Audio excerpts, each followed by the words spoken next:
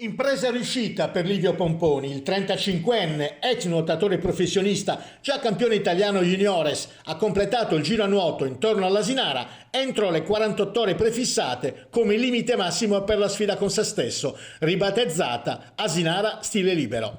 L'atleta algherese ha circumnavigato l'isola Parco in 13 ore e 49 minuti, coprendo una distanza di 42 km in quasi 90.000 bracciate.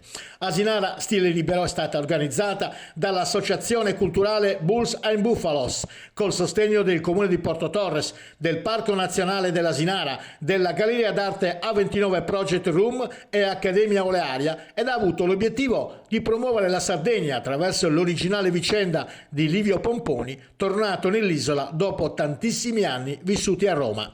Livio Pomponi era scortato dalle imbarcazioni di Sail Live Inspired by Sardinia, affiancato da 3 kayakisti di Alzen Kayak, seguito dalla troupe videogiornalistica di ONU Creative Company, Mi Studio Digital Coworking and Training e ASAP, agenzia di stampa in associazione professionale, ed assistito da chi nei mesi scorsi ne ha seguito la preparazione insieme a CrossFit Jailbreak Alghero e Proation.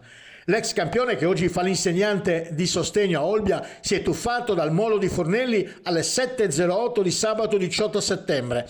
Ha nuotato per quasi 5 ore e 19 km, raggiungendo Punta Cazzamala alle 12.03. Risalito a bordo, ha riposato per circa 2 ore e alle 14.02 è ripartito.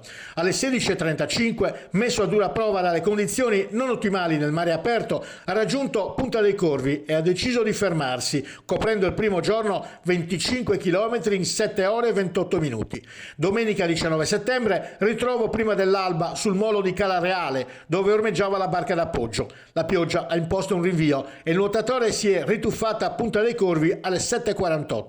Da lì ha nuotato sino a Punta Trabuccato, dove alle 9.30 ha fatto la sosta. Alle 10.30 via la traversata in mare aperto oltre Cala d'Oliva e Cala Reale. Una grande dimostrazione di forza e determinazione, dato che il vento sfavorevole ha complicato molto la sua nuotata. Spinto da una grande forza di volontà, il professore, con una laurea in architettura nel suo curriculum, ha nuotato sino alle 12.45, quando ha fatto una pausa al largo di Cala Reale. Alle 13.40 l'ultima partenza sino a Fornelli, dove è arrivato alle 16.04.